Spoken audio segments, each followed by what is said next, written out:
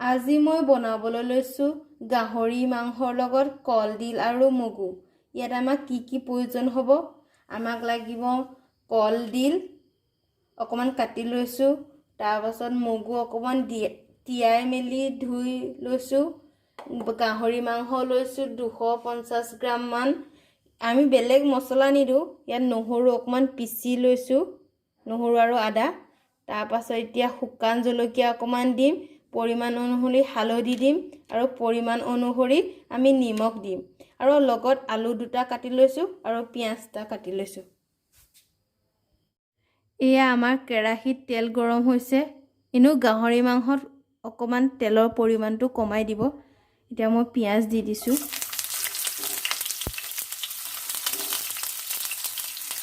পিয়াজ দিয়া সময়ত সদায় গেছৰ ফ্লেমটো লো কৰি থৈ দিব।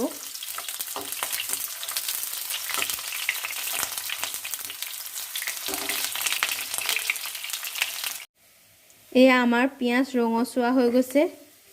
এতিয়া মই গাহৰি মাংসখিনি দি দিম।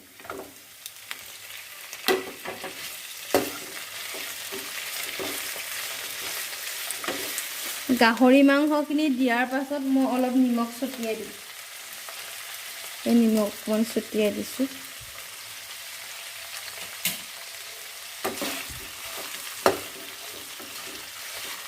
তাৰ পাছত মই হালধি অকণমান ছটিয়াই দিম।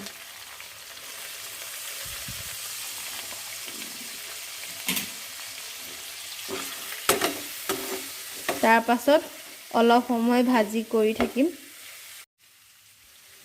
দেখিছেই নহয় এতিয়া গাহৰিৰ তেলবোৰ কেনেকৈ ওলাই আহিছে।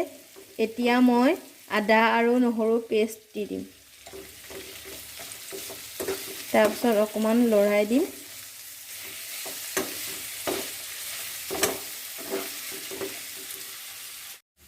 এতিয়া মই জলকীয়া গুড়ি অলপ ছটিয়াই দিম। এতিয়া মই আলু কেইপিচমান দি দিছোঁ। এতিয়া আলু কেইপিচ মাংসৰ লগত অলপ টাইম ভাজি কৰিম। এতিয়া মই কলডিলখিনি দি দিছোঁ।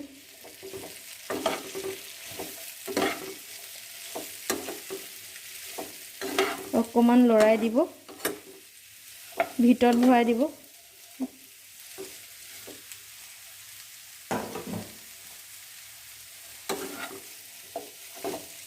তাৰ পাছত মই এতিয়া এই ধুই থোৱা মগু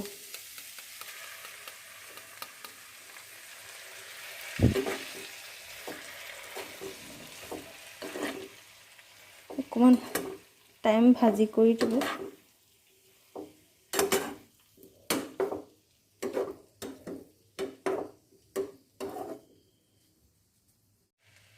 এতিয়া গোটেইখিনি দিয়াৰ পাছত অলপ টাইম ঢাকি থৈ দিম।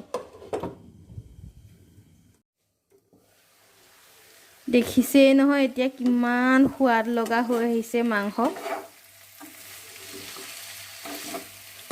এতিয়া মই মাংস সিজিবলৈ অকণমান পানী দি দিম, কিন্তু গৰম পানী দিব দেই, গৰম পানী দিলে বেছি ভাল। এতিয়া মই মাংস সিজিবলৈ পানী দি দিছোঁ।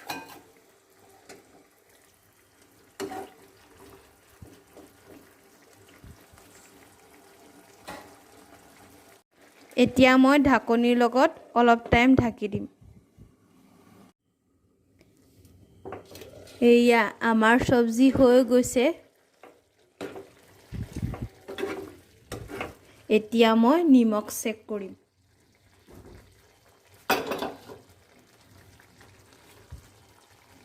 ৱাও, খাই ভাল লাগিছে দেই। নিমখটো মোৰ পুৰা জোখতে হৈ গৈছে। আপোনালোকেও আপোনালোকৰ পৰিমাণ অনুসৰি নিমখটো দি ল'ব। আমাৰ ৰেচিপিটো হৈ গৈছে। আপোনালোকেও এদিন বনাই খাবচোন এনেদৰে গাহৰি মাংসৰ লগত কলডিল। আপোনালোকে খাই কেনেকুৱা পালে কমেণ্ট কৰি জনাবলৈ নাপাহৰিব দেই। এনেধৰণৰ নতুন ভিডিঅ' পাবৰ কাৰণে আপোনালোকে মোৰ চেনেলটো ছাবস্ক্ৰাইব কৰি দিব আৰু লগতে বেল আইকনটো দবাই দিব।